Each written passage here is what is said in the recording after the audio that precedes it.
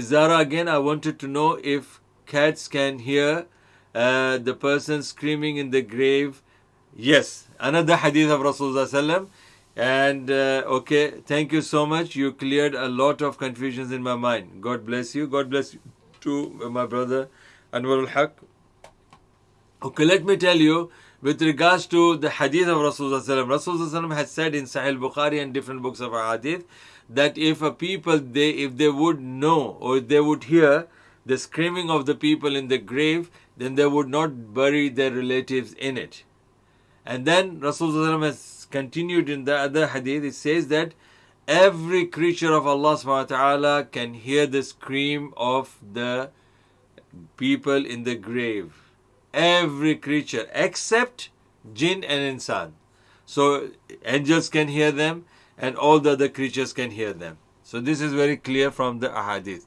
The cats can hear. Bismillah.